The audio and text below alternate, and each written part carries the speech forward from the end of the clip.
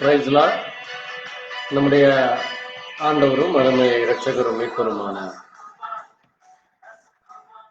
கர்த்தராகிய இயேசு கிறிஸ்துவின் இனிய நல் நாமத்திலே உங்களுக்கு வாழ்த்து சொல்லுகிறேன்.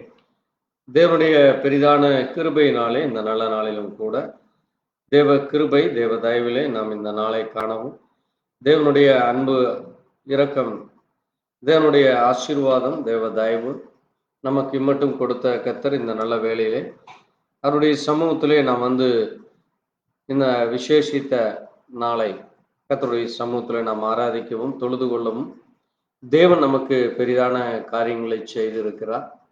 அப்படிப்பட்ட அந்த மகத்தான மகிமையான கர்த்தருக்கு இந்த நல்ல நாளிலும் நாம் அவருக்கு துதியும் கனத்தையும் மகிமையும் செலுத்தும்படியாக பரிசுத்தம் உள்ளவரை பரிசுத்த அலங்காரத்தோடு கர்த்தரை தொழுது கொள்ளுங்கள் என்று வேதம் நமக்கு சொல்லியிருக்கிறது. அவர் வார்த்தையான தேவன், மாம்சமான தேவன், மத்தியிலே மாம்சத்திலே வெளிப்பட்ட தேவன். அவர் இன்றைக்கும் நம்மோடு கூட பரிசுத்த ஆவியாய் நம் மத்தியிலே இருக்கிறவராய், நமக்குள் இருக்கிறவராய், நம்மை வழிநடத்துவராய், நமக்காக பரிந்து பேசுகிறவருமாய், நம்முடைய எல்லா வேண்டுதல் விண்ணப்பங்களை கேட்கிற தேவனாக இருக்கிறார். அப்படிப்பட்ட உண்மையுள்ள தேவனை, உத்தமமான பரிசுத்தமுள்ள தேவனை, நீதி நிறைந்தவரை, நீதியின் சூரியனானவரை, காருண்யம் உள்ளவரை, கர்த்தாதி கர்த்தரை நாம் ஒரு நிமிஷம் நாம் மகிமைப்படுத்தி கனப்படுத்தி அவர் ஒருவருக்கே ஆராதனை செய்ய, அவர் ஒருவரையே நோக்கி பார்க்கத்தக்கதாக தேவன் நமக்கு பெரிதான காரியங்களை செய்திருக்கிறார். அப்படிப்பட்ட அந்த மகத்துவமான தேவனுக்கு நாம் இந்த நேரத்திலே கர்த்தருடைய சமூகத்திலே நம்மை தாழ்த்தி, தேவ இரக்கம், தேவ தயவு, தேவ கிருபை தொடர்ந்து நம்ம ஒவ்வொருவருக்கும் கிடைக்கத்தக்கதாக கர்த்தருடைய சமூகத்திலே நம்மை தாழ்த்தி நாம் மகிமைப்படுத்தி கர்த்தரை ஸ்தோத்தரிப்போம். துதிக்கிறோம் துதிக்கிறோம் துதிக்கிறோம் ஸ்தோத்தரிக்கிறோம் ஸ்தோத்தரிக்கிறோம் ஸ்தோத்தரிக்கிறோம். அப்பா, உம்முடைய அன்பிற்காய் ஸ்தோத்திரம், உடைய கிருபைக்காய் ஸ்தோத்திரம், உடைய தயவுக்காய் ஸ்தோத்திரம். நீர் பாராட்டின ஆண்டவரே மகத்தான மகிமையான காரியங்களுக்காக நன்றி செலுத்துகிறோம்.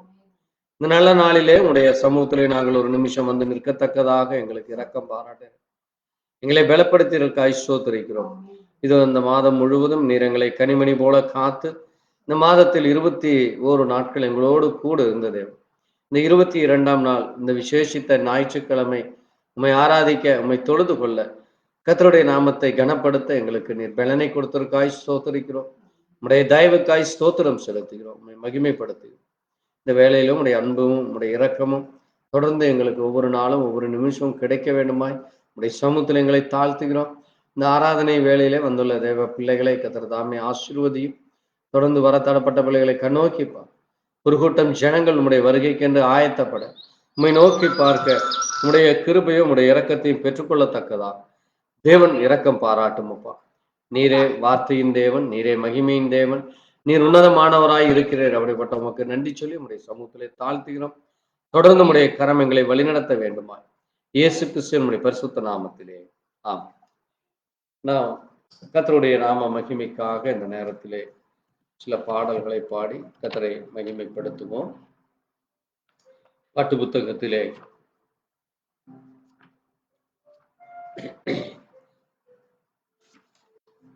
1133வது பாடல்.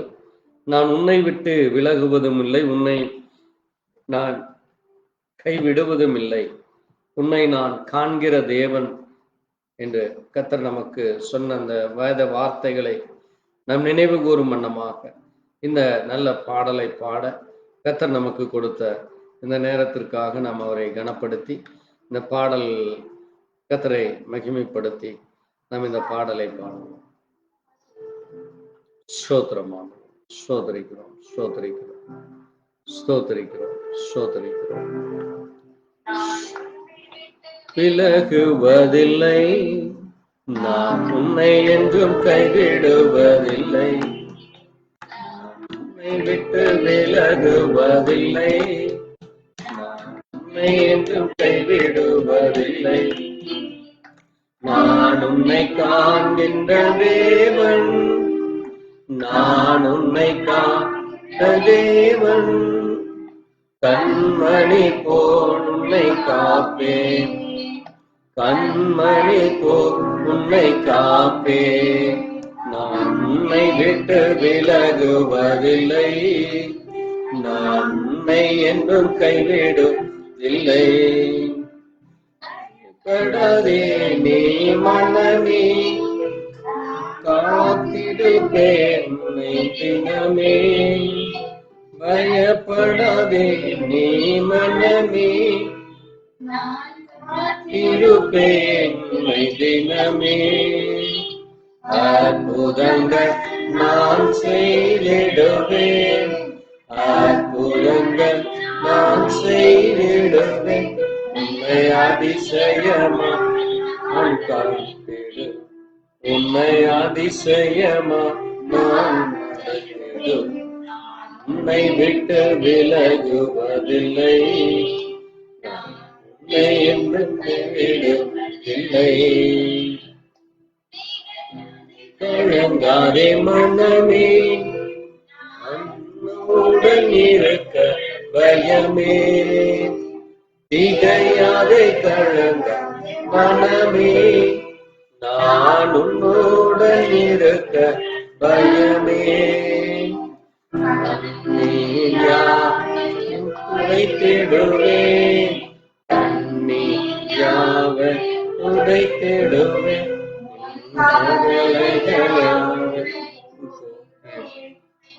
கவலைகள் யாவை போக்கிடு, நான் உன்னை விட்டு உன்னை என்றும் கைவிடுவதில்லை. என்னை ஏற்றிடுவான், நான் அளித்திடும் பலனை பெற்றிடுவான். அனுதினம் ஏற்றிடுவான், நான் அளித்திடும் பலனை பெற்றிடுவான். போல் செலுத்திடுவான், அத்திவரம் போல் செலுத்திடுவான். ஆசையை உன்ன கனி கொடு, நான் ஆசையை உன்ன கனி கொடுப்பான். நான் உன்னை விட்டு விலகுவதில்லை, உன்னை என்றும் கைவிடுவதில்லை. கரத்தாலே உன்னை தாங்குவேன் நான் அன்பினாலே, நீதியின் பலக்கரத்தாலே உன்னை தாங்குவேன் நான் அன்பினாலே. உண்மையாய் துணித்திடுவார், ஆவியில் உண்மை செபித்திடுவார். தினம் அல்லேலூயா என்று ஆர்ப்பரிப்பான், தினம் அல்லேலூயா என்று ஆர்ப்பரிப்பான். நான் உன்னை விட்டு விலகுவதில்லை, நான் உன்னை என்று கைவிடுவதில்லை, விட்டு விலகுவதில்லை. நான் உன்னை கைவிடுவதில்லை. ஆமென். நம்முடைய தேவன் நம்மை விட்டு விலகாதவர், நம்மை கைவிடாத தேவன், நம்மை கண்மணி போல காக்கிற தேவனாக இருக்கிறார். அந்த தேவனின் கிருபை, அவருடைய இரக்கம், அவருடைய அன்பு மாறாததாக இருக்கிறது. அப்படிப்பட்ட அந்த மகத்தான தேவனை, மகிமையின் தேவனை, நம்மோடு கூட இருக்கிறேன் என்று வாக்குத்தத்தம் செய்த தேவனை நாம் இன்னும் ஒரு பாடல் மூலமாய் நாம் கர்த்தரை மகிமைப்படுத்தி பாடலாம். பாட்டு புத்தகத்திலே 1196வது பாடல், பழைய பாடல். தேவபிதா எந்தன் மேய்ப்பனல்லோ, சிறுமை தாழ்ச்சி அடைகிலேனே, ஆவலாய் என்னை பைம்புல் மேல் அவர் மேய்த்தார் நீர் அருள்கிறீர் என்ற ஒரு அருமையான பாடல். அவர் நம்மை ஒவ்வொரு நாளும் மேய்ப்பனாக இருந்து நம்மை தாழ்ச்சி அடையாதபடி நம்மை பசும்புல்லிலே மேய்ச்சலை கொடுக்க அவர் நம்மோடு கூட இருக்கிறார். எப்படி ஒரு ஆடுகளுக்கும் மாடுகளுக்கும் விலங்குகளுக்கும் மட்டுமல்ல, மனிதருக்கும் அவர் ஆகாரங்களை கொடுக்கிற தேவனாக இருக்கிறார். அவர் நம்மை வழிநடத்துகிறவராய், நம்மை காண்கிற காக்கிற தேவனாக இருக்கிறார், நம்மை விசாரிக்கிற தேவனாய் இருக்கிறார். அப்படிப்பட்ட தேவன் நம்மோடு கூட இருப்பதால் அவருக்கு நாம் நன்றி சொல்லும் விதமாக இந்த பாடலை பாடலாம். தேவ பிதா எந்தன் மேய்ப்பனல்லோ, சிறுமை தாழ்ச்சியடைகிலேனே. தேவ பிதா எந்தன் மேய்ப்பனல்லோ, சிறுமை தாழ்ச்சியடைகிலேனே. ஆவல என்னை பைம்புள்மே, அவர் மே தமர் நீர் அருளுகிறார். தேவ பிதா எந்தன் மேய்ப்பனல்லோ, சிறுமை தாழ்ச்சியடைகிலேனே. ஆத்துமம் தன்னை குளிர பண்ணி, அடியே கால்களை நீதி என்னும் நேர்த்திய பாதை அவர் நிமித்தம் நிதமும் சுகமா நடத்துகிறார். தேவ எந்தன் மேய்ப்பனல்லோ, சிறுமை தாழ்ச்சியடைகிலேனே. சாநில பல்ல திறங்கிடேனும், சற்றும் தீங்கு கண்டஞ்சேனே. வானபரன் என்னோடிருப்பார், வளை தடி கோளுமே என்னை தேற்றும்.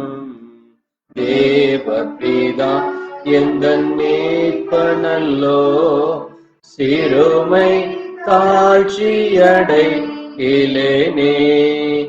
பகைவர்க்கெதிரே ஒரு பந்தி பாங்கா எனக்கென்றே படுத்தி, சுகத்தைலம் கொண்டென் தழையை சுகமா அபிஷேகம் செய்குவார். தேவ பிதா எந்தன் மேய்ப்பனல்லோ, சிறுமை தாழ்ச்சியடைகிலேனே.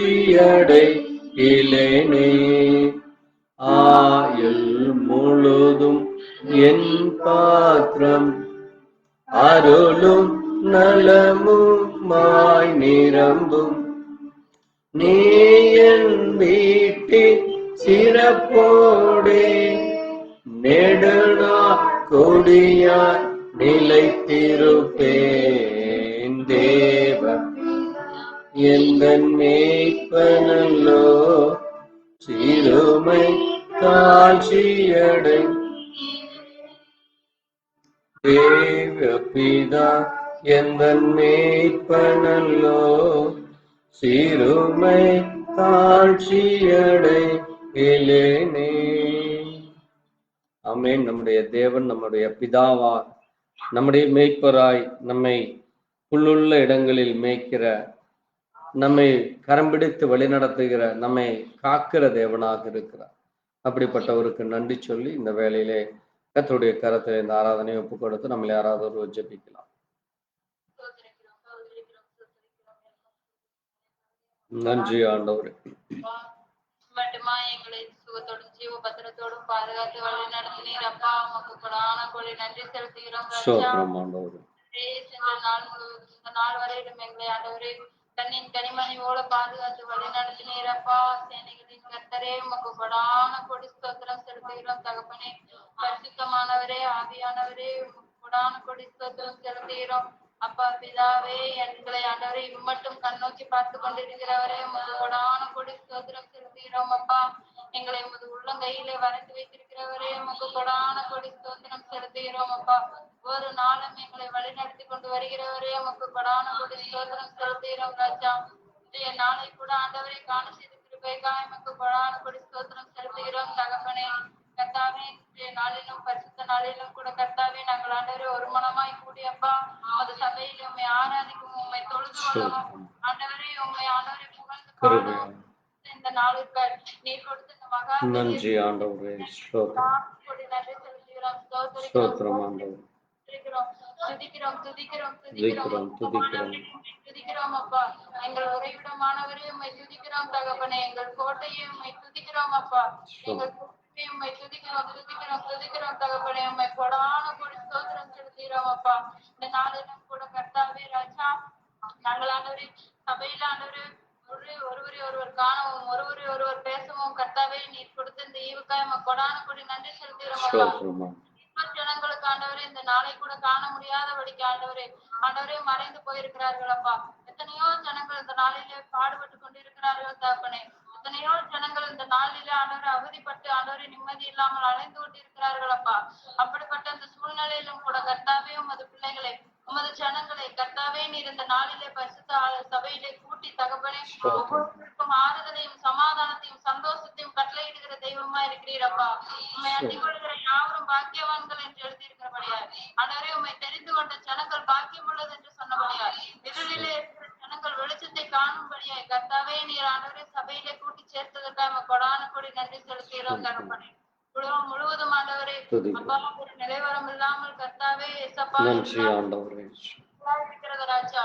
ஆண்டவரே இப்படிப்பட்ட சூழ்நிலைகளிலும் ஆண்டவரே உம்மை துதிக்கிற ஜனங்களாலே ஆண்டவரே ஒவ்வொரு ஆபத்துகளில் அப்பா கொடான கொடி நன்றி செலுத்துகிறோம். இன்னும் அநேக ஜனங்களுக்காக அநேக பிள்ளைகள் செபிக்கிறாங்க ராஜா. அந்த ஜனங்களும் ரட்சிக்கப்பட ஆண்டவரே நீர் உதவி செய்ய வேண்டுமா ஜெபிக்கிறப்பா. எல்லா பிள்ளைகளும் ஆண்டவரே இந்த இக்கட்டுகளில் இருந்து காப்பாற்றப்படவும் தெரிந்து கொள்ளவும் ஆண்டவரே அவர்கள் எல்லோரும் உமக்கு இந்த சாட்சியுள்ள பிள்ளைகளாய் மாறவும் பாராட்டும் கிருபை பாராட்டும் ராஜா. ஆண்டவரே ஏசப்பா இந்த நாசமோச உலகத்திலும் கூட கர்த்தாவே இம்மட்டும் ஆண்டவரே உமது பிள்ளைகளின் குடும்பங்களையும் அவங்க சுப காரியங்களிலும் ஆண்டவரே நீர் கூட இருந்து வழி நடத்துகிறதற்காய் நன்றி செலுத்துகிறோம் ராஜா. ஜீவனை கொடுத்து மட்டும் எங்களை தாங்கி வழி நடத்துகிறதற்காய் நன்றி செலுத்துகிறோம் தகப்பனே. நாங்களும் முக்கியமான பிள்ளைகளாய் உமக்கு பாத்திரவான்களாய் நடந்து கொள்ள இரக்கம் பாராட்டும் ராஜா. செவையான பாதையில நடத்தி எங்கள் ஓட்டத்தை நாங்கள் முடித்துக் கொள்ள கர்த்தாவே நீர் எங்களோடு உடனிருந்து வழி நடத்த வேண்டுமாய் செபிக்கிறோம். நீரே எல்லாவற்றிலும் பொறுப்படுத்தி வழி நடத்தும்படியாய் கர்த்தரும் மேய்ப்பரும் ரட்சகருமான ஆண்டவராகிய இயேசு கிறிஸ்துவின் வல்லமையுள்ள நாமத்தினாலே ஜெபிக்கிறோம் எங்கள் ஜீவனுள்ள நல்ல பிதாவே. ஆமென். தேவன் நம் ஜெபத்தை கேட்டதற்காய் ஸ்தோத்திரிப்போம். துதிக்கிறோம். கர்த்தாவே உம்முடைய அன்பிற்காய் உம்முடைய இரக்கத்திற்காய் நீர் பாராட்டின தயவுக்காய் எங்கள் ஜெபத்தை கேட்டதற்காய் அனுதினமும் எங்களை விசாரித்து எங்களுடைய எல்லா காரியங்களை அறிந்து ஏற்ற வேளையிலே தருகிற உமக்கு நன்றி செலுத்துகிறோம். நீர் மாறாதவராய் இருக்கிறது போல உம்முடைய பிள்ளைகளாகிய நாங்களும் உம்முடைய வார்த்தையிலே ஆண்டவரே நீர் சொன்ன வாக்குத்தத்தத்தை பிடித்து கொண்டு நாங்கள் மாறாதபடி அதை நோக்கி பார்க்க ஆண்டவரே அதை குறித்து கவலைப்படாதபடி அதை குறித்து அது ஆகுமா ஆகாதா என்று கவலை கொள்ளாதபடி அதை அவிசுவாசம் கொள்ளாதபடி உறுதியாய் பற்றி கொள்ள தேவ கிருபை கொடுத்ததற்கு ஆயுஷ்வம். உடைய வாக்குத்தத்தங்கள் அது நிறைவேறி கொண்டு இருக்கிறது கர்த்தாவே. அது வெறுமையாய் திரும்பாது என்று சொன்னீரே ஆண்டவர். அதற்காக நன்றி சொல்லி உடைய கரத்திலே தாழ்த்துகிறோம். நீரே மகிமைப்படும் பொறுப்படுத்திக் கொள்ளும் இயேசு கிறிஸ்துவின் நாமத்திலே ஆமென். நாம் எழுந்து நின்று ஒரு பாடலை பாடி கர்த்தரை மகிமைப்படுத்துவோம்.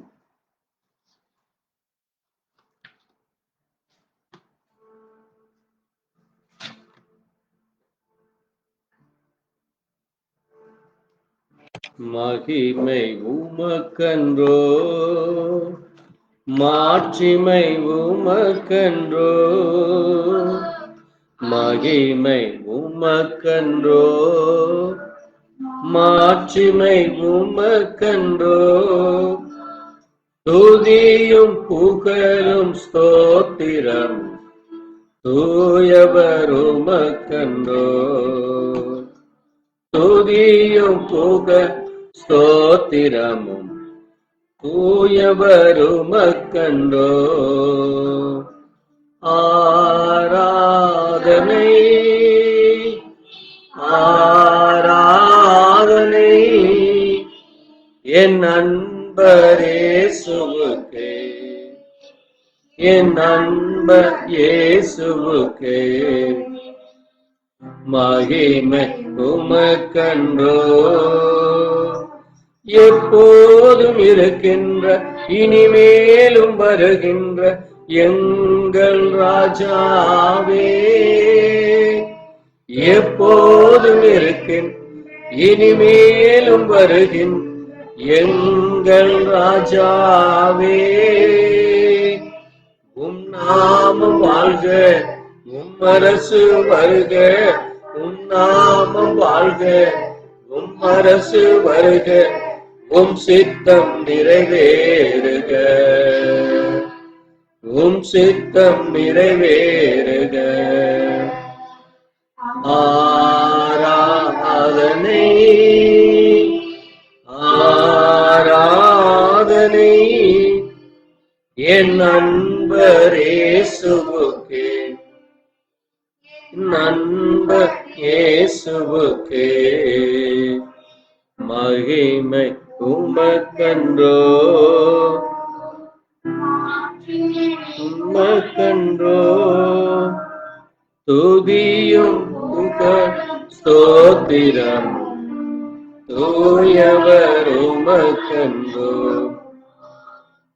உம்மல்ல செயல்கள் மிகவும் பெரிய அதிசயமன்றோ,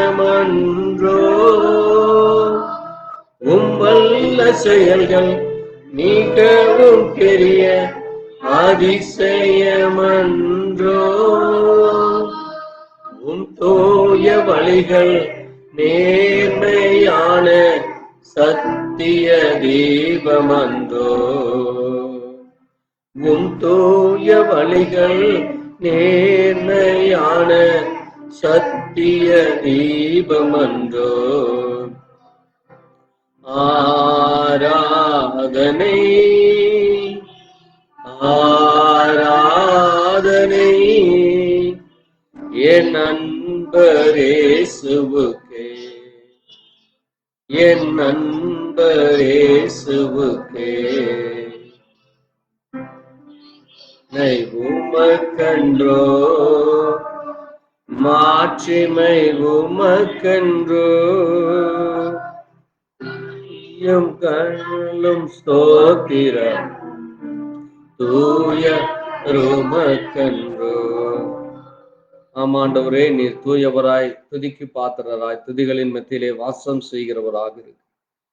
உடைய கிருபை மாறாதது, உடைய இரக்கம் மாறாதது, உடைய வார்த்தை அது ஆண்டவரே சொன்னதை செய்து முடிக்கிற வார்த்தையாய் இந்த நாள் வரைக்கும் எங்களோடு கூட இருந்து எங்களை காத்தவரே உமக்கு நன்றி சொல். எங்கள் எபினேசரே உமக்கு நன்றி சொல். இதுவரை உதவினவரே உமக்கு நன்றி சொல். யெகோவா ஈரே, எங்களை பார்த்து கொள்கிறவரே உமக்கு நன்றி சொல். யெகோவா ஷம்மாவே, எங்கள் கூட இருக்கிறவரே உமக்கு நன்றி செலுத்துகிறோம். யெகோவா ஷாலோமே, சமாதானத்தை தருகிறவரே உமக்கு நன்றி செலுத்துகிறோம். யெகோவா ரூபாவாய், நல்ல மேய்ப்பராய் இருக்கிறவரே உமக்கு நன்றி செலுத்துகிறோம்.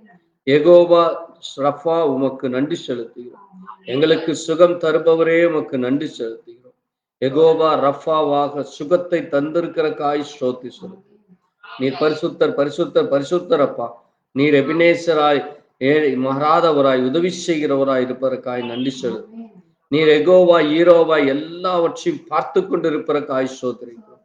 உடைய கிருபைக்காய் ஸ்தோத்திரம், உடைய அன்பிற்காய் ஸ்தோத்திரம், உடைய ஆண்டவருடைய ஆலோசனைகளுக்காய் ஸ்தோத்திரம், உடைய தயவுக்காய் ஸ்தோத்திரம். ஆண்டவர் இதை மகிமைப்படும் பொறுப்படுத்திக் கொள்ளும் வழி நடக்கும் இயேசு கிறிஸ்துவின் நாமத்திலே ஆமென். நாம் நின்ற வண்ணமாக கர்த்தருடைய நாம மகிமைக்காக சங்கீத புத்தகத்திலே ஒரு வார்த்தையிலே வாசித்து தொடர்ந்து இந்த நாளுக்குரிய செய்திக்குள்ளாய் நாம் கடந்து செல்லலாம்.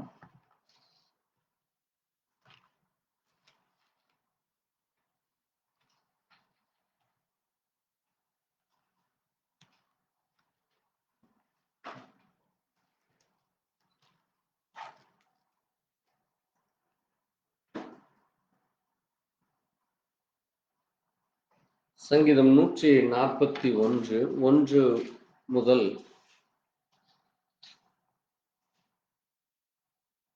5 வரை நாம் மாறி மாறி வாசிக்கலாம். சங்கீதம் 141. கர்த்தாவே, உம்மை நோக்கி கூப்பிடுகிறேன், என்னிடத்தில் வர தீவிரமாய். நான் உம்மை நோக்கி கூப்பிடுகையில் என் சத்தத்திற்கு செவிகொடும். என் விண்ணப்பம் முன்பாக பூரணமாகவும் என் கையெழுப்பு அத்திபடியாகவும் இருக்கக்கடவது. கர்த்தாவே, என் வாய்க்கு காவல் வையும், என் உதடுகளின் வாசல்களை காத்துக்கொள்ளும். அக்கிரமம் செய்கிற மனுஷரோட ஆணையை ரட்சிக்கும்படி என் இதயத்தில் பின்மாற்றத்துக்கு இறங்காதவர்களாகவே அவர்களுடைய ருசியுள்ள பதார்த்தங்களில் ஒன்றையும் நான் சாப்பிடாமல் இருப்பேனாக. நீதிமான் என்னை தயவாய் குட்டி என்னை கடிந்து கொள்ளும். அது என் தலைக்கு எண்ணெயை போடு, என் தலை அதை அல்ல தட்டும். அவர்கள் இக்கட்டிலே நான் இன்னும் ஜெபம் பண்ணுவேன். ஆமென். வாசித்த வார்த்தைகளை கர்த்தர் தாமே ஆசீர்வதிப்பாராக. தொடர்ந்து இந்த நாளுக்குரிய செய்தியாக 2 தெசலோனிக்கருக்கு எழுதின நிருப புஸ்தகத்தில் அப்போஸ்தலனாகிய பவுல் தெசலோனிக்கர் எழுதின புஸ்தகம் புதிய ஏற்பாட்டிலே 284வது பக்கம். 2 தெசலோனிக்கர் 3:1 முதல்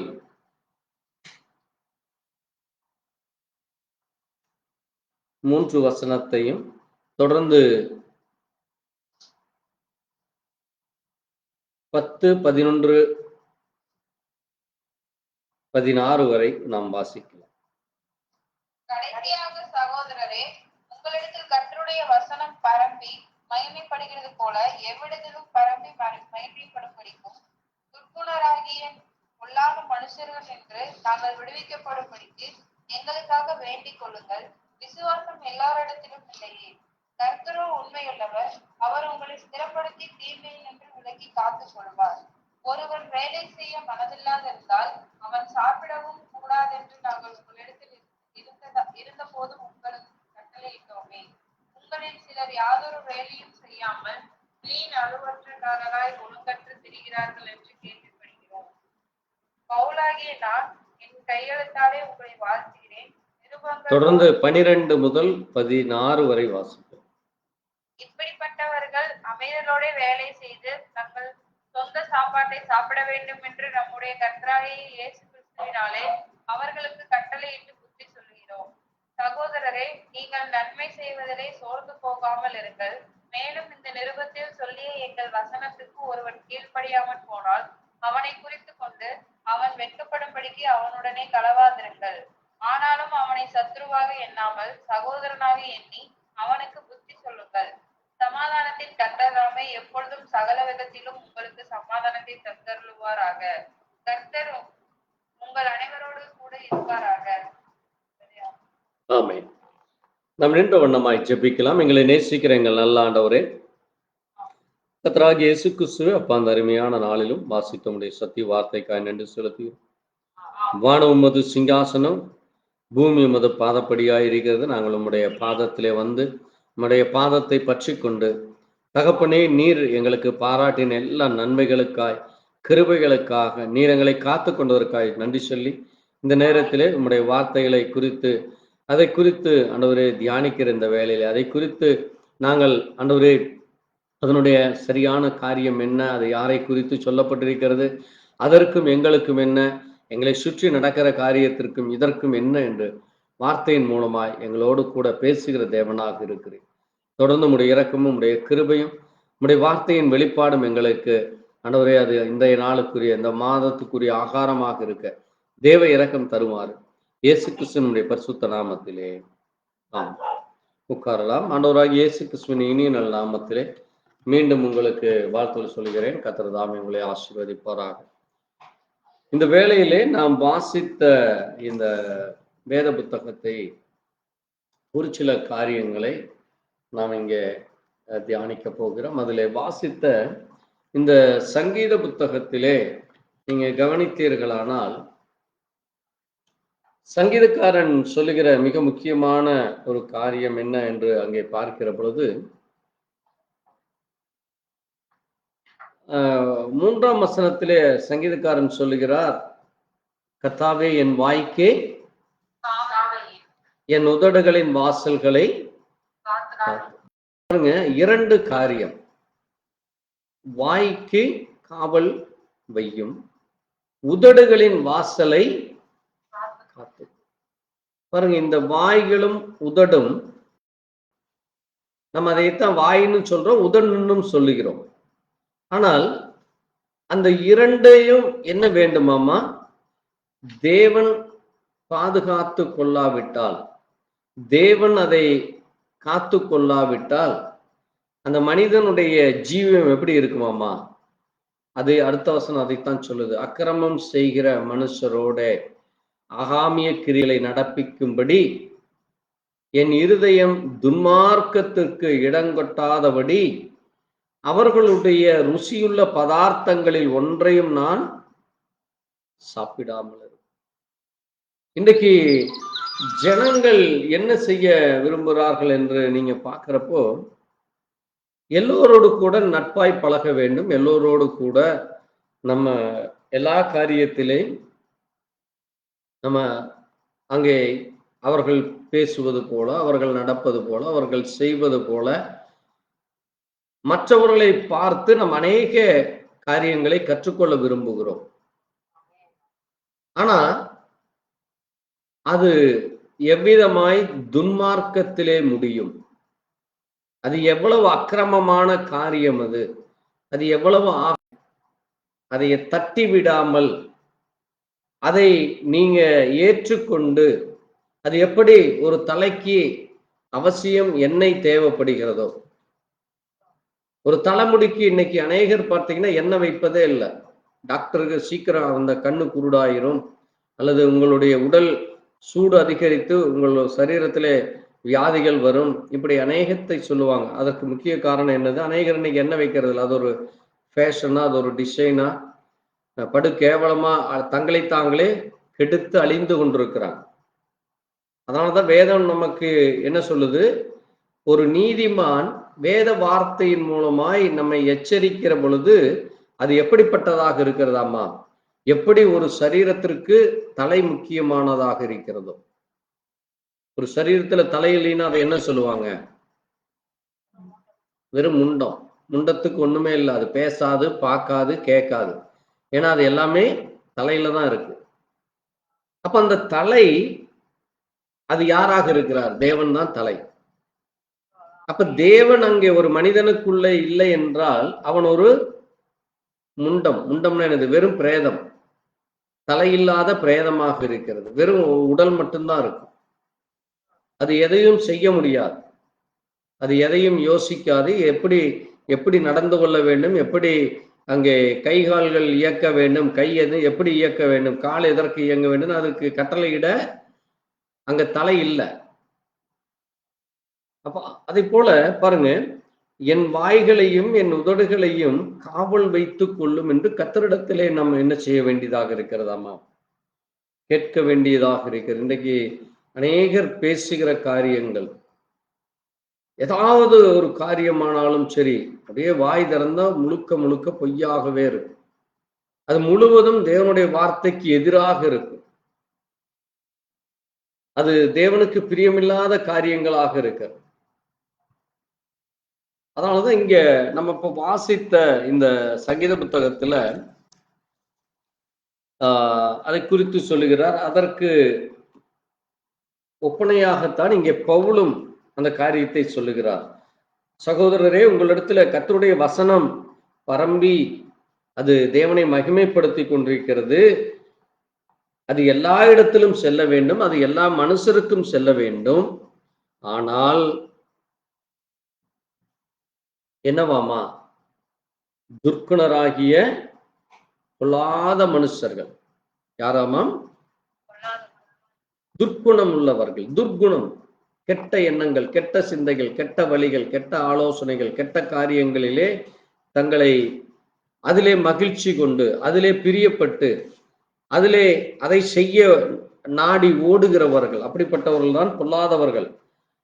அவர்கள் கையிலே நம்ம அகப்பட்டு விடாதபடி, அவர்களோடு கூட அவர்கள் செய்கிற கிரியைகளை நாம் செய்யாதபடி எங்களுக்காக வேண்டிக் கொள்ளுங்கள் என்று பவுல் சொல்லுகிறார். பாருங்க, பவுல் எவ்வளவு பெரிய ஒரு தேவ ஊழியக்காரன். ஆனால் பவுலுக்கும் என்ன தேவையாக இருக்கிறது? ஜெபிக்கிற தேவ பிள்ளைகள் வேண்டும், ஊழியக்காரர்கள் வேண்டும், சகோதரர்கள் வேண்டும் என்று விரும்புகிறார்.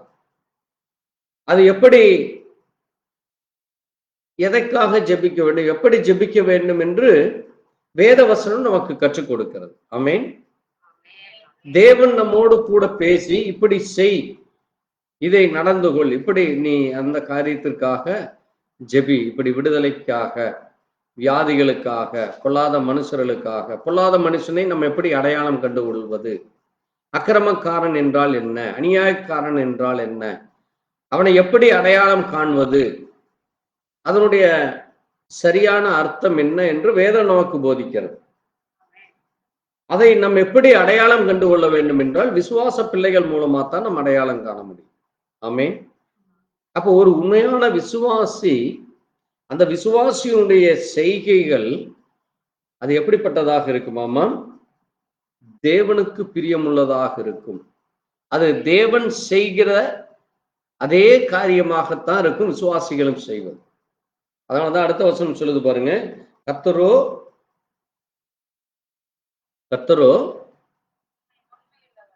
அவரு உண்மை உள்ளவர்னா நீங்களும் எப்படி உண்மையா இருக்க வேண்டும். அப்ப நீங்க ஒரு அக்கிரமக்காரனாகவோ பொல்லாதவர்களாகவோ, நம்ம ஒவ்வொருவரும் திருடனாகவோ அல்லது ஏமாற்றுக்காரனாக இருந்தா அப்ப நம்ம யாருன்னு சொல்ல முடியாது. கர்த்தருடைய பிள்ளைகள் அல்ல. நான் ஒரு விசுவாசின்னு சொல்ல நமக்கு தகுதி இல்லை. ஏன்னா தேவன் எப்படி இருக்கிறாரு? உண்மையுள்ளவராக இருக்கிறார். அதனாலதான் பாருங்க, தீமையினின்று விலக்கி அவர்தான் நம்மை காத்து கொள்ள வேண்டும். அப்ப அவர் எப்படி யாரை காப்பாற்றுகிறார் என்றால், யாருக்கு அவர் உதவி செய்கிறார் என்றால், அந்த வார்த்தையை கேட்டு, ஆமென், அந்த வார்த்தையின் சத்தத்திற்கு கீழ்ப்படிந்து அந்த வார்த்தையின்படி ஜீவிக்கிறவர்களுக்கு அவர் பதிலளிக்கிறார். ஆமென். அதனாலதான் பாருங்க, அங்க 5ஆம் வசனம் சொல்லுது, கர்த்தர் உங்கள் இருதயத்தை தேவனை பற்றும் அன்புக்கும் கிறிஸ்துவின் பொறுமைக்கும் நேராய் நடத்துவாரா. அப்ப நம்ம ஒவ்வொருவருடைய இருதயமும் தேவனை குறித்தும் தேவனுடைய அன்பை குறித்தும், கிறிஸ்து எப்படி இந்த பூமியிலே பொறுமையாய் இருந்தாரோ, அவர் இந்த பூமியிலே மாம்சத்திலே வெளிப்பட்ட பொழுது அவருக்கு ஏற்பட்ட துன்பங்கள் சொல்ல முடியாத அளவுக்கு துன்பங்கள். பாருங்க, அவரு பிறந்த உடனேயே அவரை என்ன செய்ய விரும்பினாங்க? ராஜா ஏரோது ராஜா கொன்று போடும்படி.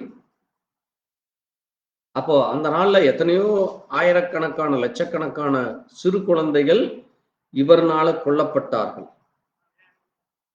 அது மட்டுமல்ல, அவர் அங்கே அந்த தன்னுடைய சொந்த ஜனங்கள் இடத்துல வர்றப்ப சொந்த ஜனங்கள் அவரை என்ன செய்யல? ஏற்றுக்கொள்ளலாம். அவரை கல்லெறியவும், அவரை அவமானப்படுத்தவும், அவரை புறந்தள்ளவும், இப்படி அவரை குறித்து அவர் இவை எல்லாவற்றையும் தெரிந்தும் அவர் எப்படி இருந்தாராமா? அவர் பொறுமையாய் அங்கே தேவனுடைய வழிகளிலே அவர் நேராய் நடந்தாராம். அவர் இடதுபுறமும் வலதுபுறமும் சாயாதபடி நேராக நடக்கிறார். அதனாலதான் அடுத்த வசனம் சொல்லுது, சகோதரரே, நாங்க எப்படி தேவன் இந்த பூமியிலே எங்களுக்கு ஒரு முன்னுதாரணமாய் இருந்து அவரை ஏற்றுக்கொண்டு அவருடைய அந்த முறைமையின்படி நாங்கள் நடந்தோமே, அதை போல நீங்களும் எப்படி இருக்கணும் வேணுமாம்? அப்படியே நடக்க வேண்டும். அப்போ அதைத்தான் சொல்றாரு, ஒழுங்கற்று நடக்கிற எந்த சகோதரனையும் என்ன செய்ய வேண்டுமாம்? அப்ப எப்படி நம்ம விட்டு விலகிறது? ஆனா தொடர்ந்து நீங்க வாசிக்கிறப்போ நீங்க அவனை சத்ருவாக எண்ணாமல் அவனை சகோதரனாக எண்ணி அவனுக்கு புத்தி சொல்லுங்குது. அவனை சத்ருவாக எண்ணாமல், அப்ப எவ்வளவு தடவை புத்தி சொல்லிக்கொண்டே இருக்கிறது? எவ்வளவு தடவை தேவனை குறித்து சொல்லிக்கொண்டே இருக்கிறது? நீங்க இப்படி இந்த காரியத்தை செய்யாதீர்கள், உலகத்தோடு ஒன்றி போகாதீர்கள், உலக காரியங்களுக்கு முக்கியத்துவம் கொடுக்காதீங்க, தேவனுக்குரிய காரியத்தில் உண்மையாயிருங்க, தேவனுக்கு பிரியமாய் நடந்து கொள்ளுங்கள் என்று.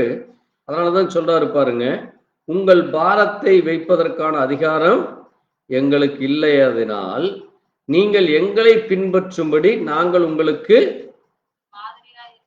அப்போ ஒரு குடும்பத்திலே தேவ பிள்ளைகள் மற்றவர்களுக்கு மாதிரியாக இருக்க வேண்டும். இப்போ ஒரு குடும்பத்துல தகப்பன் ஒரு வழியிலும், தாய் ஒரு வழியிலும், பிள்ளைகள் ஒரு வழியிலும் போன அந்த குடும்பம் எப்படி இருக்கும்? அங்கே கண்ட்ரோலே இல்லை, அதை கேட்பார் இல்லை. அங்கே ஒருவருக்கு ஒருவர் குற்றம் சொல்லிக்கொண்டு ஒருவருக்கு ஒருவர், அங்க அதைத்தான் சொல்லுது பாருங்க, யாதொரு வேலையும் செய்யாமல் வீண் அலுவற்காரராய். எப்படியாமா? அதான் அலுவல்காரர். அதான் வெட்டி ஆபீசருங்கிறோம்ல, அதான் வீண் அலுவல்காரர். வெட்டி ஆபீசர்னா என்னது?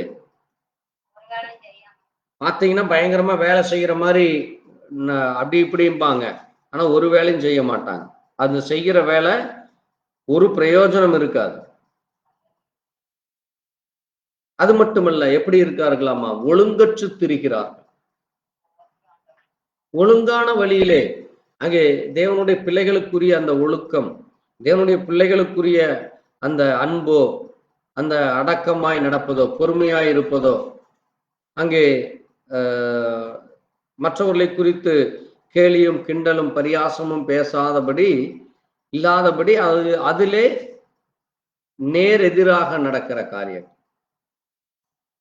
அர்த்தம் சொல்றாரு, இப்படிப்பட்டவர்கள் அமைதலோடே வேலை செய்து தங்கள் சொந்த சாப்பாடை சாப்பிட வேண்டும் என்று நாங்கள் கர்த்தருடைய நாமத்திலே அவருக்கு புத்தி சொல்லுகிறோம், அவர்களுக்கு நாங்கள் கட்டளை இடுகிறோம் என்று சொல்லுகிறார்.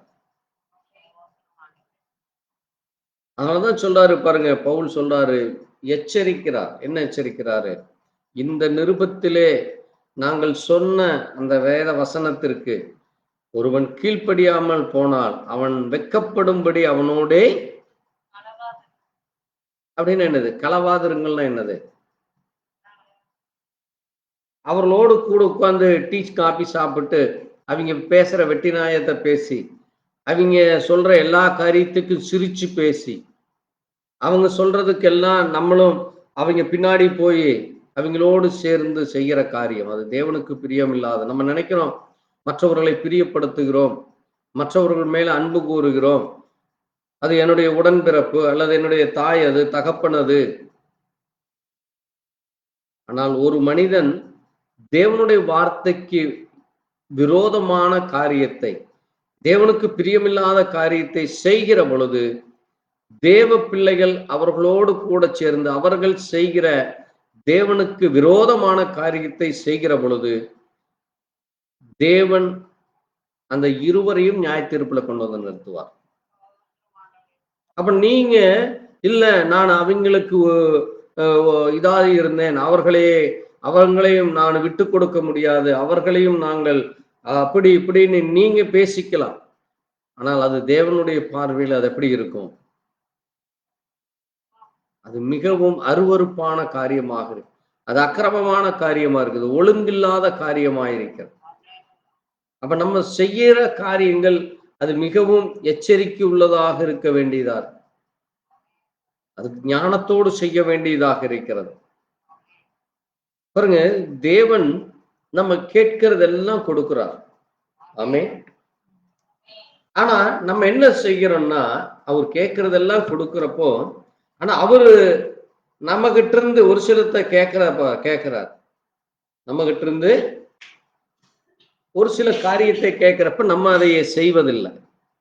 அதான் என்னது? செல்ஃபிஷ். அதான் என்னது? செல்ஃபிஷ்னு என்னது? சுயநலவாதி. சுயநலவாதிங்கிறவன் என்னன்னா, அவனுக்கு என்ன வேண்டுமோ, நீங்க செத்தாலும் சரி பொழைச்சாலும் சரி, நீங்க கூட வந்தாலும் சரி வராவிட்டாலும் சரி, அவனுக்கு தேவையானதை அவன் எடுத்துட்டு போயிட்டே இருப்பான். அவனுக்கு சாப்பிடணும்னா உட்காந்து சாப்பிட்டு அடுத்தவன் சாப்பிட்டானா இல்லையான்னு கவலைப்பட மாட்டான். அல்லது அவனுக்கு துணிமணி வேண்டும்னா அவன் மட்டும் துணிமணி எடுத்து மற்றவர்கள் அதை குறித்தோ, அல்லது அவன் பேசுவது சரி அதை எல்லாரும் கேட்க வேண்டும், இப்படி அவனுடையதை மட்டும் கவனித்து மற்றதை குறித்து கவலைப்படாத ஒரு அக்கறை இல்லாத மனுஷன், மற்றவர்களை குறித்து அக்கறையோ அல்லது மற்றவர்களை குறித்து ஒரு கரிசனையோ இல்லாத ஒரு நபர் தான் சுயநலவாதி. அப்ப இப்படித்தான் தேவன் நம்மிடத்துல அநேக காரியத்தை அவரு நம்ம கேட்கறதெல்லாம் கொடுத்து, ஆனால் அவர் கேட்கிற காரியத்தை நம்ம செய்யாமல் இருக்கிறப்ப நம்மளும் என்ன ஆயிடுறோம்?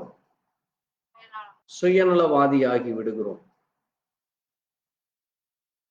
பாருங்க, நான் ஒரு சில காரியத்தை நான் உங்களுக்கு வேதத்திலிருந்து சொல்றேன்.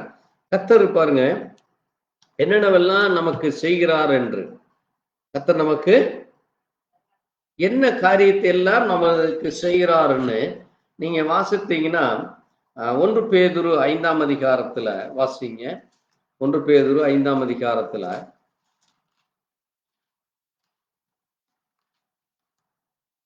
வாசிங்க. 6, 7 வாசிப்போம். ஆகையால் ஏற்ற காலத்திலே தேவன் உங்களை உயர்த்தும்படிக்கு அவருடைய பலத்த கைக்குள் அடங்கி இருங்கள். போதும். பாருங்க, முதலாவது என்னவாமா? தேவன் உங்களை உயர்த்த வேண்டும். நீங்க உங்களை பெருமை பேசிக்கொண்டு அல்லது தேவன் எனக்கு இது செய்தார் அது செய்தார் என்று அல்ல. தேவன் உங்களை உயர்த்த வேண்டுமானால் நீங்கள் என்ன செய்ய வேண்டும்? அவருடைய பலத்த கைக்குள்ள. அப்படி நீங்க அடங்கி இருக்கிறப்போ அவர் என்ன செய்கிறாராமா? அடுத்த வசனம் சொல்லுது பாருங்க, அவர் உங்களை விசாரிக்கிறார். ஆமென். அப்போ தேவன் உங்களை விசாரிக்கிறதுன்னு என்னது? உங்களுக்கு என்ன வேண்டும்? உங்களுடைய தேவை என்ன? உங்களுக்கு என்னென்ன காரியத்துல தடை இருக்கிறது, என்ன இதுல பிரச்சனைகள் இருக்கிறது, என்ன போராட்டம் இருக்கிறதுன்னு அவர் அதை விசாரித்து அப்படிப்பட்ட அதை குறித்தான அந்த கவலைகளை எல்லாம் நம்ம அவர் மேல வைக்கிறப்போ அவர் நமக்கு என்ன கொடுக்கிறாராமா? அதை எல்லாவற்றிலும் இருந்து விடுதலை கொடுத்து நம்மை உயர்த்துகிறார். அதுதான் தேவன் நம்மை உயர்த்துகிறார். அப்போ பாருங்க, நமக்கு என்ன வேண்டுமோ அதை கேட்கிறவராக, அதை விசாரிக்கிறவராக இருக்கிறார். ஆமென். அவர் எப்படிப்பட்ட தேவனாக இருக்கிறாரு? அவர் விசாரிக்கிற தேவனாக இருக்கிறாராம்.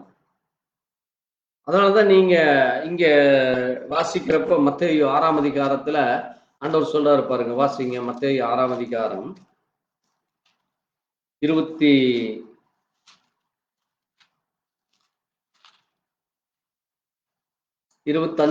வாசிங்க. ஆகையால் எண்ணத்தை உண்போம் எண்ணத்தை குடிப்போம் என்று உங்கள் ஜீவனுக்காகவும் எண்ணத்தை உடுப்போம் என்று உங்கள் சரீரத்திற்காகவும் கவலைப்படாதிருங்கள் என்று உங்களுக்கு சொல்லுகிறேன். போதும். பாருங்க, என்ன சாப்பிடுவோம், என்ன சாப்பிடுவோம், என்ன குடிப்போம். ஐயோ, தண்ணி கூட இல்லை, கஞ்சி கூட இல்லை, கூழ் கூட இல்லை, அல்லது நல்ல ஆகாரம் இல்லை. இப்படி இன்னைக்கு அநேகர் கவலைப்பட்டு கொண்டிருக்கிறாங்க. நீங்க இந்த பஸ் ஸ்டாண்டு கிட்ட, ரயில்வே ஸ்டேஷன் கிட்ட, அல்லது ஒரு சில அந்த வீதிகளில் எல்லாம் பார்த்தீங்கன்னா இன்னைக்கு அநேக ஜனங்கள் அங்க பிச்சை எடுத்துக்கொண்டும், அங்கே அவர்களுடைய துணிமணிகளை பார்த்தீங்கன்னாலே தெரியும், அவர்களுக்கு உதவி செய்ய ஒரு மனிதர் கூட இல்லாமல் தெருக்களில் படுத்து கொண்டிருக்கிறாங்க. இது இன்னைக்கு அதிகரிச்சு கொண்டு வருது இந்தியாவில். நீங்க ஒவ்வொரு பஸ் ஸ்டாப்லயும் ஒவ்வொரு இடத்துலையும் நீங்க இன்னைக்கு குறைஞ்ச 2 பேர் 3 பேராவது பிச்சை எடுத்துட்டு இருக்கிறாங்க. பெருகி கொண்டு வருகிறது. ஆனால் தேவன் நம்மை கைவிடாதவராக, நமக்கு ஒரு நல்ல ஒரு குடும்பத்தை, நல்ல ஒரு வீடு வாசல்களை, நல்ல வேலையை, ஒரு சமாதானத்தை, நல்ல துணிமணிகளை, நல்ல ஒரு கட்டிலோ மெத்தையோ அல்லது ஒரு ஃபேன் காத்துல லைட்டு வெளிச்சம் இருக்கு, இப்படி எல்லா காரியத்தையும் தேவன் கொடுத்திருக்கிறார் நமக்கு. அப்ப இதை குறித்து நம்ம கவலைப்படாதபடி, அதை தேவன் நமக்கு எல்லாவற்றையும் கொடுத்திருக்கிறாரு. ஆனால் நம்ம என்ன செய்வதில்லை? தேவன் நம்மை எப்படி நடந்து கொள்ள வேண்டும், எப்படி பேச வேண்டும், எப்படி பேசக்கூடாது, எப்படி உண்மையா இருக்க வேண்டும், எப்படி தேவனுடைய காரியத்திற்கு நீங்க செய்ய வேண்டும்னு சொல்றப்ப நம்ம அதை குறித்து கவலைப்படுவதே கிடையாது. அதை குறித்து நம்ம சிந்திப்பதே இல்லை. அப்ப நமக்கு வேண்டியதை மட்டும் நம்ம தேவனிடத்திலிருந்து கேட்டு பெற்றுக்கொள்கிறோம். இல்லைன்னா என்ன சொல்லிடுறோம்? நம்முடைய வாய்களினால, உதடுகளினால தேவனை தூஷிக்கிறவர்கள் ஆகிறோம். இன்னைக்கு அப்படித்தான் ஜனங்க இருக்கிறாங்க. ஒரு காரியம் ஆகலைன்னா உடனடியா தேவனை தூஷிக்கிறது. எங்க ஆண்டவர் எங்க ஜெபத்தை கேட்கிறாரு? நானும் கேட்டுட்டே இருக்கிறேன், ஆண்டவருக்கு அதை பத்தி கவலையே இல்லை ஆனா ஆண்டவர் நீங்க பாத்தீங்கன்னா முதல்ல உங்களுக்கு ஏதாவது நல்ல நன்மைகள் செய்திருப்பார், உங்களோடு கூட இருந்து அநேக உதவிகளை செய்திருப்பார். நீங்க நன்றி மறந்தவர்களா அதை பற்றியே நினைக்காம, அதை குறித்தே கவலைப்படாம, அவரை குறித்து மறந்து நீங்க அந்த அந்த கிடைத்த அந்த நன்மைகளை அதை பற்றியே நீங்க பெருமை பேசிட்டு, நான் என்னாலதான் அது கிடைச்சது, நான் இப்படி செய்தேன் அப்படி செய்தேன் என்று உங்களை நீங்க பெருமை பாராட்டுகிறப்ப வேதம் சொல்லுகிறது, பெருமை உள்ளவனுக்கு வாசிங்க 1 பேதுரு 5ஆம் அதிகாரத்துல சொல்லுது பாருங்க, பெருமை உள்ளவர்களுக்கு தேவன் எதிர்த்து நிற்கிறார், தாழ்மையுள்ளவர்களுக்கோ கிருபை அளிக்கிறார். அப்போ தேவன் எனக்கு கொடுத்தார், தேவன் எனக்கு எல்லாவற்றையும் செய்தார் என்று நீங்க தேவனை மகிமைப்படுத்த வேண்டும். நேற்று ஒரு சிறிய ஒரு ஒரு கதை அல்லது அது நடந்ததா என்று எனக்கு தெரியல, நான் அதை படிக்கிறப்ப அது ரொம்ப இன்ட்ரெஸ்டா இருந்தது. ஒரு பெரிய ஒரு பணக்காரரு ஒரு அப்படியே வெளிநாடுகளுக்கு டூர் போறார். அப்போ ஒரு தேவாலயத்துக்கு முன்னாடி போய் அவர் நின்று எல்லா காரியத்தையும் பார்க்கிறார். நீங்க ஒரு சில வெளிநாடுகள் எல்லாம் போனீங்கன்னா சர்ச் எல்லாம் பெரிய அளவுக்கு இருக்கும், மிகப்பெரிய சர்ச்சா இருக்கும். ஒரு 100 வருடங்கள் 200 வருடங்களுக்கு முன்பு கட்டின சர்ச்சா இருக்கும். அந்த மாதிரி ஒரு பெரிய தேவாலயத்தின் முன்பாக அவர் போய் நின்று ஒவ்வொன்றையும் பார்த்துட்டு இருக்கிறப்ப அங்க ஒரு மனிதர் கீழே உட்கார்ந்து ரொம்ப அழுது ஜெபம் பண்ணிட்டு இருந்தார். ஒரு 1/2 மணி நேரமா இவரும் கவனிச்சுட்டு இருக்காரு, அவரும் அந்த ரொம்ப அழுது அழுது ஆண்டவர்கிட்ட ஜெபம் பண்ணிட்டு இருக்காரு. இதை கவனமா கேளுங்க. அப்போ அவர் ஜெபம் பண்ணி முடிச்ச வரைக்கும் இவர் கேட்கிறாரு, என்ன இப்படி அழுதுட்டு ஜெபம் பண்றீங்க, என்ன உங்களுக்கு பிரச்சனை அப்படிங்கிறப்ப, இல்ல என்னுடைய மனைவி இப்படி ஹாஸ்பிட்டல் அட்மிட் ஆயிருக்கு, எனக்கு ஒரு நம்ம இந்திய மதிப்புப்படி சொன்னோம்னா எனக்கு ஒரு 5 லட்சம் தேவைப்படுது, அது நான் யாருக்கிட்ட போய் கேட்கறதுன்னு தெரியல, இவ்வளவு பெரிய தொகையை யாரு கொடுத்து உதவுவாங்கன்னு தெரியல, அதனால நான் என்னுடைய ஆண்டவர்கிட்ட நான் கேட்கிறேன், ஆண்டவர் என்ன செய்தாலும் சரி, என் மனைவியை காப்பாத்தினாலும் சரி அல்லது அந்த பணத்தை அவர் கொடுத்தாலும் சரி, ஆண்டவரே எனக்கு நீங்க என்ன செய்ய போறீங்க அப்படின்னு சொல்லி அவர் மனதுருகி ஜெபிக்கிறார். அப்போ இவர் சொல்றாரு, சரி ஓகே, இந்த இந்த அவர் என் பாக்கெட்டில் இருந்து அந்த ஒரு செக் எடுத்து அவருக்கு கொடுக்குறாரு, இதைய நீ போய் எடுத்துக்க அப்படின்னு சொன்னோன்னு உடனடியா இவரு ஆண்டவருக்கு நன்றி சொல்லி, ஆண்டவரே என்னுடைய ஜெபத்தை கேட்டதற்காய் நன்றி, எனக்கு இந்த பணத்தை நீ இப்பவே வாய்க்க பண்ணதற்காய் நன்றி என்று சொல்லி இவர்கிட்டயுமே ஒரு தேங்க்ஸ் சொன்ன பிறகு அவர் சொல்றாரு, அந்த பணத்தை கொடுத்தவரு, இது அவருடைய அந்த பிசினஸ் விசிட்டிங் கார்டுன்னு சொல்லுவாங்க, அவருடைய அட்ரஸ், அவரு பற்றின விவரங்கள் இருக்க அந்த கார்டை சொல்றாரு, உனக்கு வேற ஏதாவது தேவைப்பட்டா என்னை நீ கூப்பிடு அப்படின்னு சொல்றப்ப இவர் சொல்றாரு, இல்ல ஐயா, எனக்கு உங்க கார்டை நான் வச்சுக்கிறேன், நீங்க இந்த உதவி செய்ததே பெரிய காரியம், அப்படி ஏதாவது எனக்கு தேவைப்பட்டால் நான் என் தேவனிடத்துல நான் கேட்டுக்கிறேன், என் தேவனிடத்துல கேட்டுக்கிறேன், என் தேவன் எனக்கு கொடுக்க வல்லவர், ஏன்னா என் தேவன் தான் உங்களை இங்க அனுப்பி இருக்காரு, அதனால நான் என் தேவனிடத்துல கேட்ட என் தேவன் எனக்கு எல்லாவற்றையும் கொடுக்க வல்லவர். பாருங்க, அப்போ அந்த மனிதனுடைய விசுவாசம் பாருங்க. இன்னைக்கு நம்ம என்ன செய்வோம், அந்த மாதிரி ஒரு பெரிய ஆள் ஒரு உதவி செய்கிற ஒரு நமக்கு கிடைச்சிட்டா டெய்லி அவரை போட்டு அவர்கிட்ட இருக்கிற முழு பணத்தை பிடுங்கி அவரை ஒண்ணுமில்லாம ஆக்குறதுக்கு தான் இன்னைக்கு ஆளுங்க நிறைய இருக்கிறாங்க. பாருங்க, அப்போ நீங்க எந்த மாதிரி தேவனை கனப்படுத்துகிறீர்கள், மகிமைப்படுத்துகிறீர்கள்? ஒரு மனிதனை, ஒரு உதவி செய்கிற மனிதனுக்கு அந்த மனிதனைவே போட்டு தொந்தரவு பண்ணிட்டு இருக்கிறீங்களா, அல்லது தேவனிடத்திலே திரும்பி தேவனிடத்திலே காரியங்களை கேட்கிறீர்களா என்று கர்த்தர் கவனிக்கிறார். ஆமென்.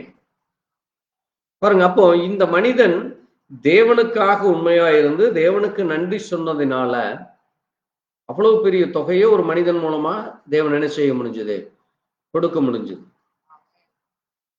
அப்போ சப்போஸ் அவரு பணத்தை தவிர அவருக்குனால வேற ஒண்ணும் செய்ய முடியாது, ஆனால் தேவன் என்ன செய்ய முடியும், வேற என்னவானாலும் செய்ய முடியும். அதுதான் விசுவாசம். புரியுதா உங்களுக்கு?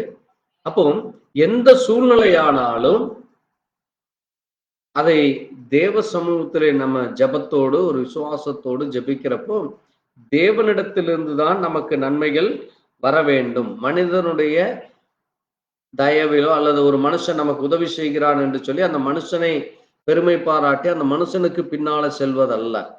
அதல்ல விசுவாசம்.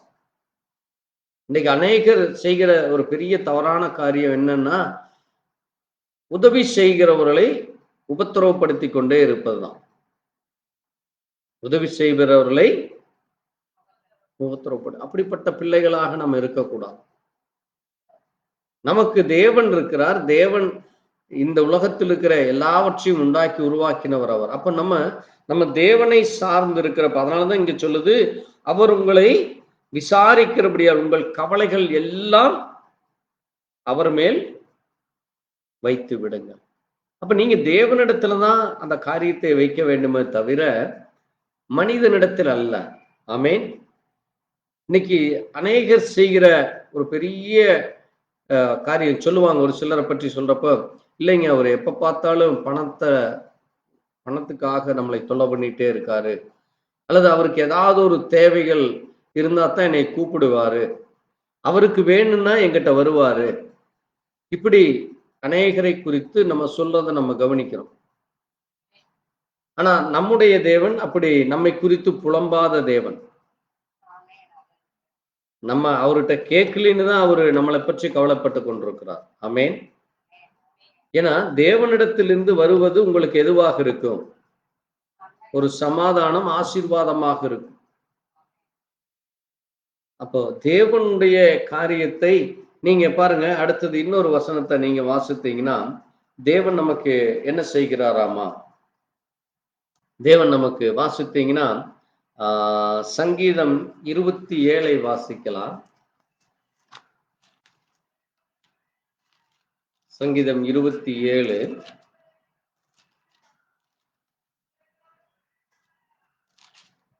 வாசிங்க. 8, 9, 10 வாசிங்க. என் முகத்தை தேடுங்கள் என்று சொன்னீரே, உம்முடைய முகத்தையே தேடுவேன் கர்த்தாவே என்று என் இருதயம் உம்மிடத்தில் சொல்லிற்று. உமது முகத்தை எனக்கு மறையாதேயும், நீர் கோபத்துடன் உமது அடியனை விலக்கி போடாதேயும். நீரே எனக்கு சகாயர், என் ரட்சிப்பின் தேவனே, என்னை நெகிழ விடாமலும் என்னை கைவிடாமலும் இரும். என் தகப்பனும் என் தாயும் என்னை கைவிட்டாலும் கர்த்தர் என்னை சேர்த்துக் கொள்வார். பாருங்க, ஆண்டவர் சொல்றாரு, என் முகத்தை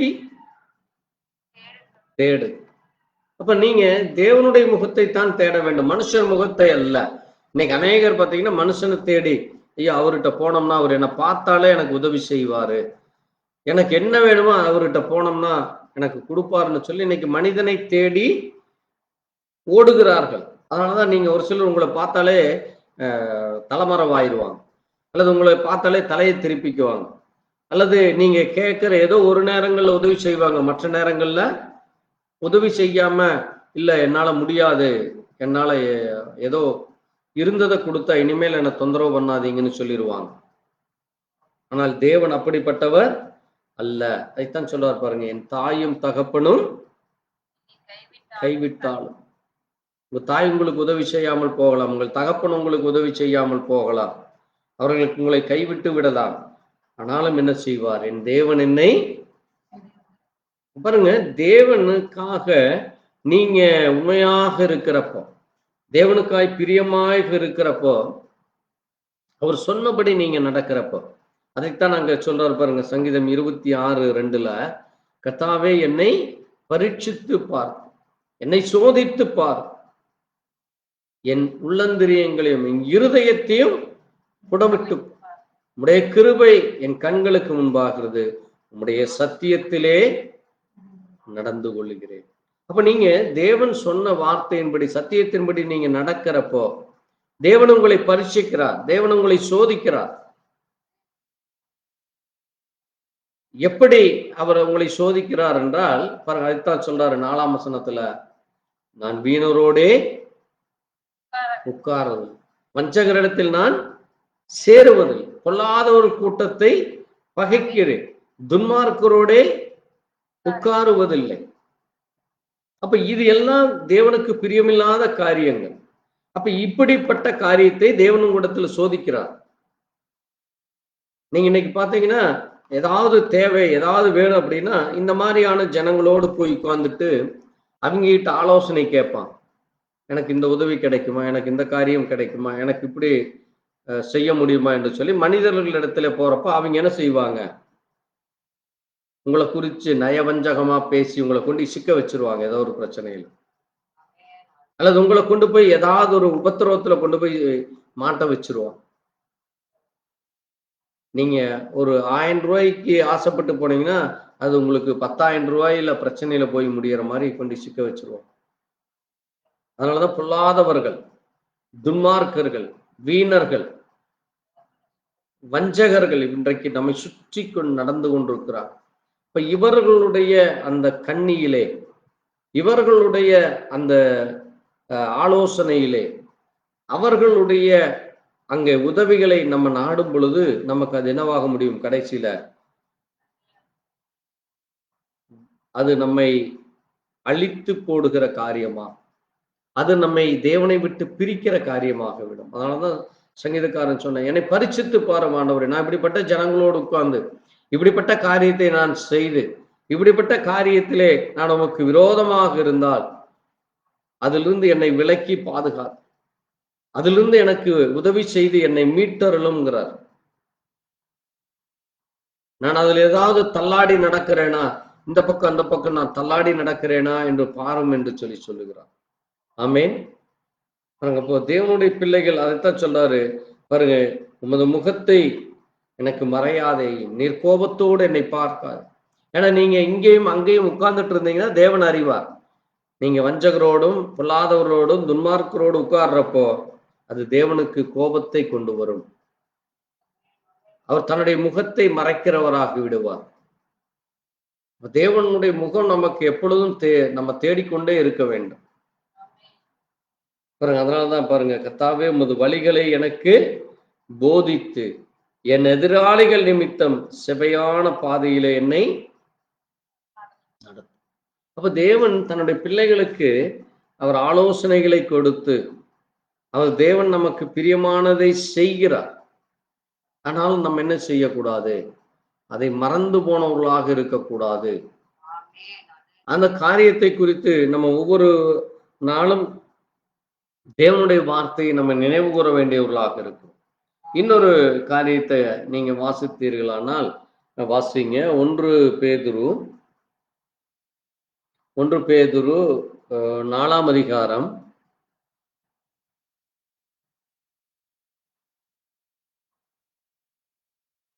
7-8 வாசிங்க. எல்லாவற்றிற்கும் முடிவு சமீபமாயிற்று, ஆகையால் தெளிந்த புத்தியுள்ளவர்களாய் இருந்து ஜெபம் பண்ணுவதற்கு ஜாக்கிரதை உள்ளவர்களாய் இருங்கள். பாருங்க, எல்லாவற்றிற்கும் என்ன ஆகிட்டதாமா, இன்னைக்கு உலகத்துல நேற்று இரவு நான் கேள்விப்பட்டேன், அமெரிக்கா ஈரான் மேல குண்டு போட்டாங்களாம். போன வாரம் முழுசும் இஸ்ரேலும் ஈரானும் குண்டு போட்டு ஒருத்தருக்கு ஒருத்தர் அழிச்சிட்டு இருந்தாங்க. இஸ்ரேல்ல மிகப்பெரிய பாதிப்பு, அதே போல ஈரான்ல மிகப்பெரிய பாதிப்பு. ஒவ்வொருத்தருக்கும் கோடிக்கணக்கான பணங்கள் அழிஞ்சிட்டு இருக்கு, புகையா போயிட்டு இருக்குது, எரிந்து கொண்டிருக்கிறது. ஆனா இந்த நேரத்துல அமெரிக்கா என்ன செய்து விட்டது, ஈரான் மேல நேத்து குண்டு போட்டு இப்ப இது என்ன ஆகுது அப்படின்னா உலகப்போருக்கு போகிற மாதிரி இருக்கு. அதான் வேதம் சொல்லுது, எல்லாவற்றிற்கும் முடிவு சமயமாயிட்டு இருக்கு. இப்ப எந்த நேரத்துல உலகப்போர் வரும்னு எல்லாரும் பயந்துட்டு இருக்கிறாங்க. அங்க வடகொரியா சொல்லுது, நான் ஈரானுக்கு சப்போர்ட் பண்ணுவேன். ஏன்னா உலகத்துல வடகொரியாவில தான் அதிகமான அணு உலைகள் இருக்கிறது. அவன் ஒரு அணுகுண்டு எடுத்து போட்டான்னா அங்க அமெரிக்கால எத்தனை கோடி பேர் சாவாங்கன்னு தெரியாது. இப்படி இன்றைக்கு உலக நாடுகள் இங்க நம்மை சுற்றி மிக கடுமையான நெருக்கடி ஏற்பட்டு இருக்கு.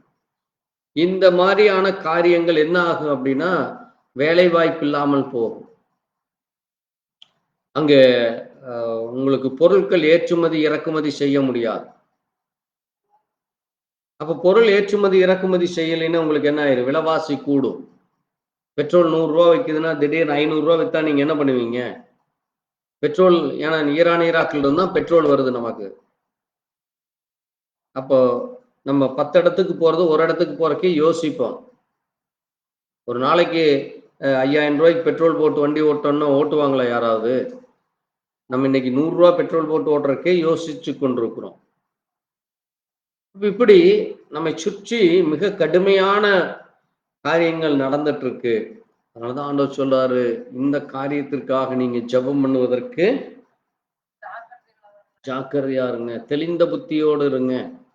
நீங்க செய்வது எல்லாமே ஞானத்தோடு புத்தியோடு செய்ய வேண்டும். அதான் ஆண்டவர் சொல்றாரு பாருங்க, எல்லாவற்றுக்கும் மேலாக ஒருவர் மேல் ஒருவர் ஊக்கமான அன்புள்ளவர்களாக. இன்றைக்கு இந்த அன்புங்கிறது ஒரு பெரிய கேள்விக்குறியாக இருக்கிறது. இன்றைக்கு மாம்ச அன்பும் குறைந்து வருகிறது, ஆவிக்குரிய அன்பும் குறைந்து வருகிறது. இன்னைக்கு எத்தனை சபைகள் ஆவிக்குரிய அன்பு இருக்குன்னே தெரியல. நான் உங்களுக்கு செய்தி கொடுத்திருக்கிற ஆவிக்குரிய அன்புனா என்ன, மாம்ச அன்புனா என்ன?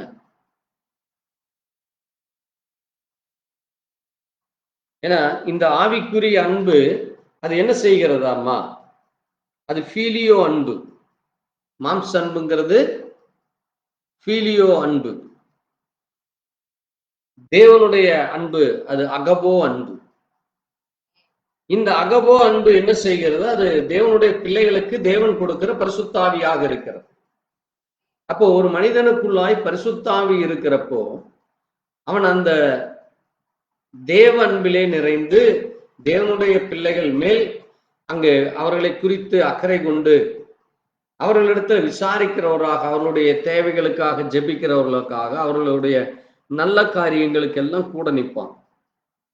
இன்னைக்கு எத்தனை பேர் விசாரிக்கிறோம்? நம்ம ஒருவர் விசாரிக்கிறோமா? வருஷ கணக்குல மாச கணக்குல ஒவ்வொருத்தர்கிட்ட பேசாம இருக்கிற ஆளுகள்லாம் இருக்கிறாங்க. தேவ பிள்ளைகளோடு கூட நம்ம தொடர்புல வச்சுட்டே இருக்க வேண்டும். விசுவாசிகளும் சரி, ஊழியக்காரர்களும் அங்கே ஒருவரை ஒருவர் விசாரிக்க வேண்டும். அந்த குடும்பத்துல அங்க அவர்களுடைய தேவைகள், அவருடைய காரியங்களை குறித்து விசாரிப்பு இருக்க வேண்டும். அதான் ஒரு உண்மையான அகபோ அன்பு. பாருங்க, நீங்க உலக மனுஷனுக்குள்ள அந்த ஃபீலியோ அன்பு இருக்கிறதுனால அவன் என்ன பண்றான்? அவன் ஒருத்தருக்கு ஒருத்தர் விட்டு கொடுக்காம பேசுறது, கூட நின்று உதவி செய்வான். அதுவும் இன்றைக்கு குறைந்து கொண்டு வருகிறது. ஆனா தேவ பிள்ளைகிட்ட இன்னைக்கு என்ன ஆயிட்டு இருக்குது? அகபோ அன்பே இருக்கிறதா இல்லையா என்கிற ஒரு கேள்விக்குறி. அதற்கு என்ன காரணம்? பரிசுத்தாவியில சரியானபடி நிறைவில்லாமல் இருப்பதனாலதான். பரிசுத்தாவியை முழுமையாக பெற்றுக்கொள்ளாமல் வெறும் விசுவாசத்தை மட்டும் இருந்து கொண்டிருக்கிறது தான் அந்த காரியம். நீங்க வெறும் விசுவாசத்தோடு இருந்தால் அது கிரியை இல்லாத விசுவாசம். என்னது? செத்ததுதான். நீங்க வெறும் விசுவாசியா மட்டும் தேவனிடத்துல வரவே முடியாது. நான் ஆண்டவரை விசுவாசிக்கிறேன், நான் ஆண்டவருக்காக நான் உண்மையா இருக்கிறேன், உத்தமமா இருக்கிறேன்னு நீங்க என்ன வேணா கதை பேசலாம். தேவன் அதை ஏற்றுக்கொள்ளவே மாட்டார். அந்த உண்மையான தெய்வீக அன்பு உங்களுக்குள்ள இருக்கணும். அதுதான் இங்க சொல்றாரு பாருங்க, ஊக்கமான அன்புள்ளவர்களாக இருங்க. ஊக்கமான அன்புள்ளவர். அன்பு என்னது? அதான் தேவன். அன்புதான் திரளான பாவங்களை மூடுகிறதுங்கிறார். நீங்க யோவான் எழுதின 1 யோவான் எல்லாம் நீங்க வாசித்தீங்கன்னா அது முழுக்க அன்பை குறித்து தான் பேசுது. அது முழுவதும் தேவனுடைய அன்பை குறித்து தான் பேசுது. நீங்க வாசித்தீங்கன்னா 1 யோவான் 4ஆம் அதிகாரத்துல, பிரியமானவர்களே நம்ம என்னவாக இருக்க வேண்டும்? அம்மா அன்பாய் இருக்க வேண்டும். அன்பு தேவனால் உண்டாயிருக்கிறது. அன்புள்ள எவனும் தேவனால் பிறந்து அவரை அறிந்திருக்கிறான். அப்போ நீங்க தேவனாலே பிறந்தவர்கள் என்று சொன்னால் உங்களுக்குள்ள அந்த அன்பு இருக்க வேண்டும். அன்பில்லாதவன் தேவனை அறியான். நீங்க உங்களுக்குள்ள அந்த தேவ அன்பு இல்லைன்னா நீங்க இன்னும் தேவனை அறிந்து கொள்ளவில்லை. தேவன் யார் என்று நீங்க இன்னும் முழுமையா புரிஞ்சுக்கல. தேவன் ஒருவர் உண்டென்று விசுவாசிக்கிறாய், வேதம் சொல்லுது. அது பிசாசுகளும் விசுவாசிக்குதாம். அப்ப நீங்க வெறும் விசுவாசியா மட்டும் இருந்தா பத்தாது. இன்னைக்கு அநேக சொல்லுவாங்க, இல்ல நானு அப்படியே என்னுடைய விசுவாசம் யாரும் ஒண்ணும் பண்ண முடியாது. Right, okay. வெறும் விசுவாசியா மட்டும் நீங்க உட்கார்ந்துட்டு இருந்தா ஒரு பிரயோஜனம் இல்லை. உங்களுக்குள்ள அந்த தேவ அன்பு இல்லைன்னா பாருங்க, நாம் தேவனுடைய கற்பனைகளை கைக்கொள்ளுவதே அவரிடத்தில் அன்பு கூறுவதாகும். 1 யோவான் 4ஆம் அதிகாரம் 1 யோவான் 5ஆம் அதிகாரம் 3ஆம் வசனம் சொல்லுது. 1 யோவான் 5:3 சொல்லுது, நாம் தேவனுடைய அவரிடத்தில் அன்பு கூறுவதாம். அப்ப நீங்க தேவன் நமக்கு என்ன கற்பனை சொல்லியிருக்காரு? நீங்க அன்பாக இருங்க, ஒருவரில் ஒருவர் அன்பாக இருங்க. அதுதான் தேவனுடைய முதல் கட்டளை. அந்த கட்டளையை நீங்க செய்யல அப்படின்னா அவரிடத்தில் நீங்க அன்பே வைக்கல. நீங்க ஒரு சுயநலவாதியாகத்தான் இருக்கிறீங்க. பாருங்க 12ஆம் வசனம் சொல்லுது, 1 யோவான் 4:12, தேவனை ஒருபோதும் ஒருவரும் கண்டதில்லை, நாம் அவரிடத்தில் அன்பு கூர்ந்தால் தேவன் நமக்குள் நிலைத்திருக்கிறார். அப்ப நீங்க தேவனை அன்பு கூற வேண்டும். அப்ப நீங்க தேவனை அன்பு கூர்ந்தா அந்த அன்பு எப்படிப்பட்டதாக இருக்கிறதம்மா? அது உங்களுக்கு வெளிப்படும். அந்த அன்பு தான் என்ன செய்யும்? உங்களை தேவ பிள்ளைகளோடு கூட ஐக்கியப்பட வைக்கும். நீங்க அப்படி இல்லாம நீங்க வெறும் தேவனிடத்துல எனக்கு உங்களுக்கு வேண்டியதை மட்டும் நீங்க கேட்டுட்டு உங்களுடைய காரியத்தை மட்டும் பார்த்து கொண்டிருந்தால் நம்மை அது ஒரு சுயநலவாதியாக்கி முடிவிலே அது நம்மை என்ன செய்து விடும்? கைவிடப்பட்டவர்களாகி விடுவோம். இந்த 10 கன்னிகைகள் 5 கன்னிகை என்ன ஆனாங்க? என்ன இல்லை அவங்க கிட்ட? என்ன கிடையாது அவங்க கிட்ட? என்ன இல்லை அவங்க கிட்ட? எண்ணெய் இல்லை. வேதம் சொல்லுது அவர்களிடத்துல எண்ணெய் இல்லை. எண்ணெய் பரிசுத்தாவிக்கு அடையாளம். அப்போ ஒரு மனிதன் பரிசுத்தாவியில் இருக்கிறப்ப அவனுக்குள்ள தேவ அன்பு இருக்கும், அவனுக்குள்ள அந்த சகோதர ஐக்கியம் இருக்கும், அந்த விசாரிப்பு இருக்கும். அவன் ஒரு சுயநலவாதி அல்ல. அவனுக்கு வேண்டியதை மட்டும் வாங்கிட்டு அங்க ஒதுங்கி போகிற ஒரு அது என்ன ஜென்மம்னு சொல்லலாம். அது ஒரு தனிப்பட்ட குணமுள்ள பிள்ளைகள்னு சொல்லலாம். அப்படிப்பட்டவர்களாக தேவ பிள்ளைகளாகிய நம்ம இருக்கக்கூடாது. நம்ம ஒருவரை ஒருவர் விசாரிக்கிறவர்களாக, ஒருவரில் ஒருவர் அன்பு கூறுவர்களாக. ஏன்னா கிறிஸ்தவம் என்பது அன்பின் அடிப்படையில தான் இருக்கு. பாருங்க 1ஆம் வசனம் சொல்றது பாருங்க, 1 யோவான் 5ஆம் அதிகாரம் 1 சொல்லுது, இயேசுவானவரே கிறிஸ்து என்று விசுவாசிக்கிற எவனும் தேவனால் பிறந்திருக்கு. அப்ப நீங்க இயேசுதான் கிறிஸ்துன்னு நீங்க விசுவாசிக்கிறீங்க, சரியா? பிறப்பித்தவரிடத்தில் அன்பு கூறுகிற எவனும் அவரால் பிறப்பிக்கப்பட்டவனிடத்திலும் அப்படின்னு. அவரால் பிறப்பிக்கப்பட்டது யாரு? யார் அது? ஒவ்வொரு விசுவாசிக. அப்ப ஒவ்வொரு விசுவாசிகளுக்குள்ள நீங்க அன்பு கூறலைன்னா அதுதான் என்னது? மாய்மாலம். அதான் என்னது? நடிக்கிறது. அதான் ஏமாற்றுக்காரனுங்கிறது. அதான் ஆண்டவர் சொல்றாரு, வேத பாரகரையும் பரிசேயரையும் பார்த்து ஆண்டவர் என்ன சொன்னாரு? மாய்மாலக்காரர்களே, வெள்ளையடிக்கப்பட்ட கல்லறை. அப்படின்னா வெள்ளையடிக்கப்பட்ட கல்லறைன்னா என்னது? கல்லறை பார்த்தீங்கன்னா பெரிய கோடிக்கணக்கில் கட்டி இருப்பாங்க. உள்ள என்ன இருக்கு? கல்லறைக்குள்ள என்ன இருக்கு? வெறும் எலும்பு தான் இருக்கு, அல்லது வெறும் மண்ணு தான் இருக்கு. உருவமோ உடலோ சரீரமோ ஆவியோ ஜீவனோ இல்லை. நம்ம அப்படிப்பட்ட வெள்ளையடிக்கப்பட்ட கல்லறையா, வெறும் வெள்ளை வேட்டி வெள்ளை சட்டை கட்டினா நீங்க ஒன்றும் பெரிய பரிசுத்தவான் அல்ல. இன்னைக்கு அநேகர் வெள்ளை வேட்டி வெள்ளை சட்டை கட்டி எல்லா அக்கிரமும் பண்றாங்க. அதெல்லாம் அன்பு. வெறும் வெள்ளை சரட்டு போட்டா நீங்க ரொம்ப ஒழுக்கமானவர்னு நினைச்சுக்கிறாங்க அநேகர். அது ஒன்றுக்குமே இல்லை. அது ஒரு வெறும் மேல் துணி. அது நீங்க என்ன கலர் துணி போட்டீங்க, என்ன ட்ரெஸ் போட்டீங்க, எப்படி நீங்க இருந்தீங்கன்ட்டெல்லாம் யாரும் பார்க்கறது இல்லையே. அந்த உண்மையான தேவ அன்பு உங்களிடத்தில் இருக்கிறதா? தேவனுடைய பிள்ளைகளுக்கு ஏற்ற அந்த பரிசுத்தம் உங்களிடத்தில் இருக்கிறதா? சகோதர சிநேகிதம் உங்களிடத்தில் இருக்கிறதான்னு பார்க்க. சகோதர சிநேகிதம் உங்களில் நிலைத்திருக்க கடவுதுங்குது வேதம். வாசிங்க, இன்னும் ஒரே ஒரு வசனத்தை வாசி நான் முடிக்கிறேன். 1 யோவான் 3ஆம் அதிகாரம் 14 வாசிங்க. நாம் சகோதரரிடத்தில் அன்பு கூறுகிறபடியால் மரணத்தை விட்டு நீங்கி ஜீவனுக்கு என்று அறிந்திருக்கிறோம். சகோதரரிடத்தில் அன்பு கூறாதவன் மரணத்திலே நிலைத்திருக்கிறான். இது அர்த்தம் புரியுதா உங்களுக்கு? நீங்க சகோதரரிடத்தில் அன்பு கூர்ந்தால், ஒருவரில் ஒருவர் அன்பு கூர்ந்து விசாரித்து ஒருவருக்காக ஒருவர் ஜெபித்து ஒருவருக்காக உண்மையாக இருந்தா மரணத்தை விட்டு நீங்களாக இருக்கிறீங்க. உங்களுக்கு நித்திய ஆக்கினை இல்லை. அதான் மரணத்தை விட்டு நீங்களாக இருக்கிறது. ஜீவனுக்குள்ளாக இருக்கிறீங்க. ஆனால் அப்படி சகோதரனிடத்தில் அன்பு கூறாதவன், சகோதரனை குறித்து கவலையே படாதவன், சுயநலவாதி, தனக்கு மட்டும் வேண்டியதை, தனக்கு மட்டும் தேவைகளை கேட்டு பெற்றுக்கொண்டு எதை குறித்தும் கவலை இல்லாமல் இருக்கிறவன் எப்படி இருக்கிறானாமா? மரணத்துல நிலை கொண்டிருக்கிறானாமா. நீங்க முடிவெடுத்துக்க, நீங்க எதுக்குள்ள நிலைச்சிருக்கிறீங்க? தேவனுக்குள் நிலைத்திருக்கிறீர்களா? தேவனுடைய அன்பில் நிலைத்திருக்கிறீர்களா? அல்லது மரணத்தில் நிலைத்திருக்கிறீர்களா என்று நம்ம முடிவெடுக்கணும்.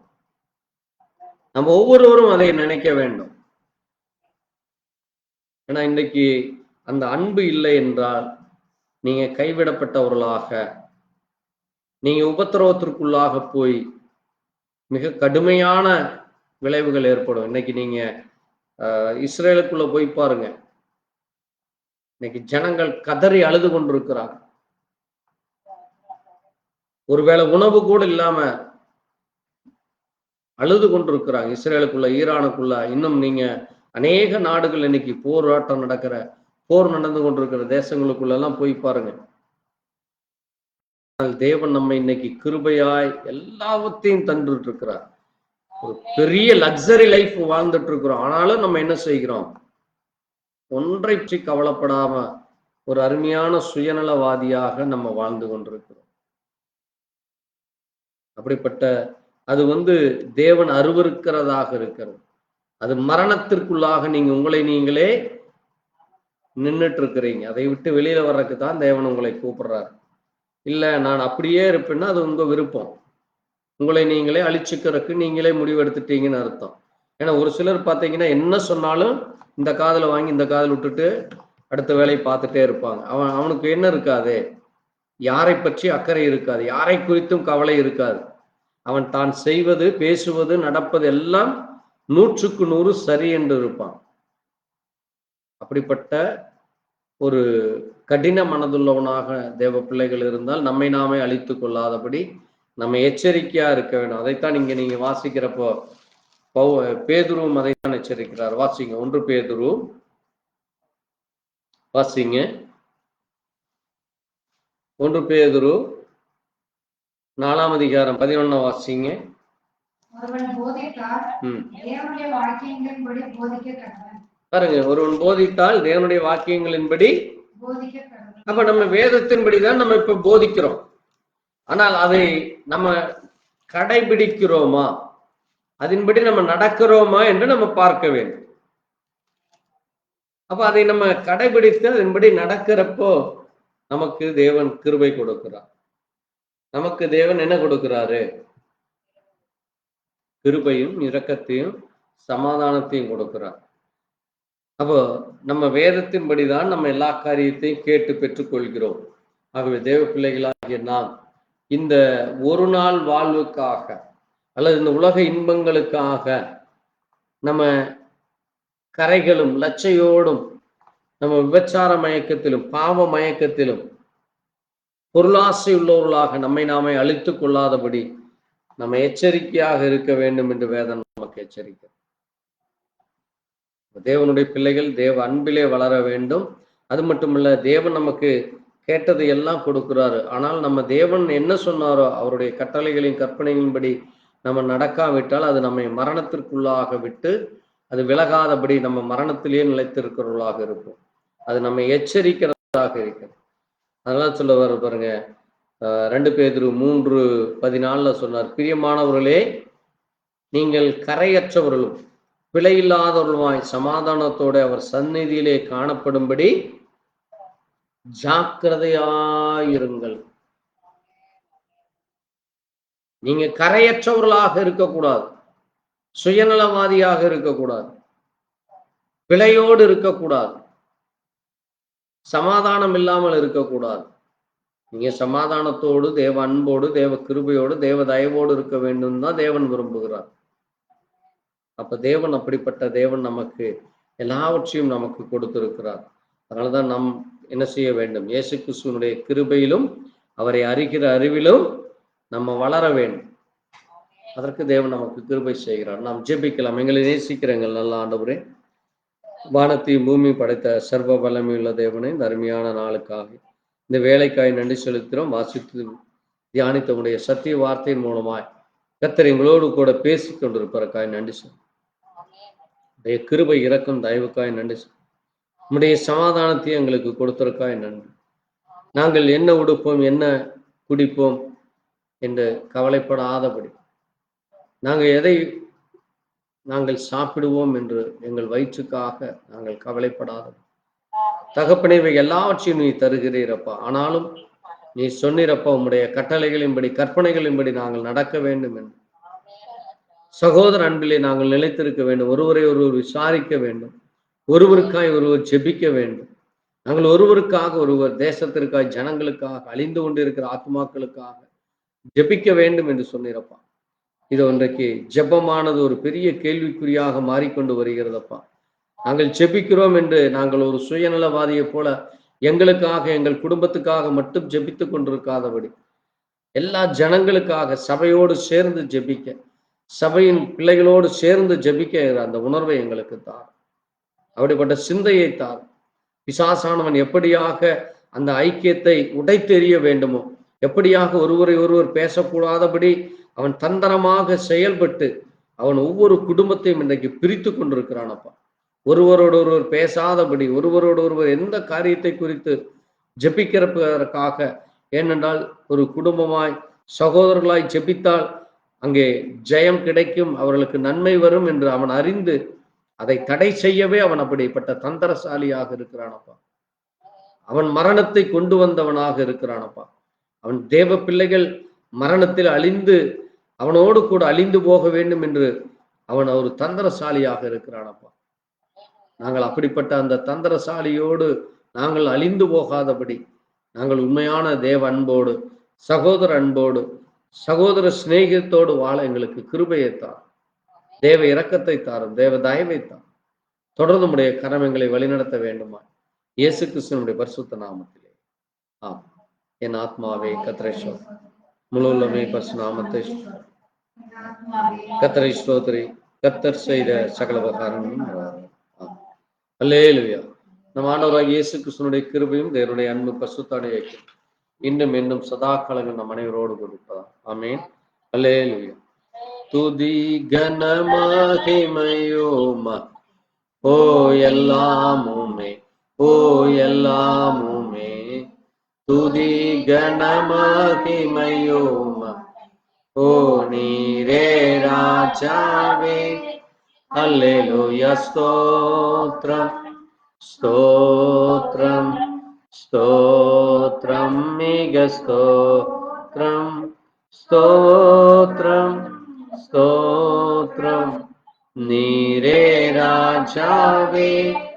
அல்லேலூயா. துதி கன மகிமையோ ஓ எல்லாமுமே, ஓ எல்லாமுமே, துதி கன மகிமையோம ஓ நீரே ராஜாவே. அல்லேலூயா. நம் ஆண்டவருடைய கிருபை தயவு இரக்கம் நம் அனைவரோடு கொடுப்பதாக. ஆமென். அல்லேலூயா. கர்த்தருக்கு ஸ்தோத்திரம். Praise God. God bless you. Thank you, Jesus. Amen.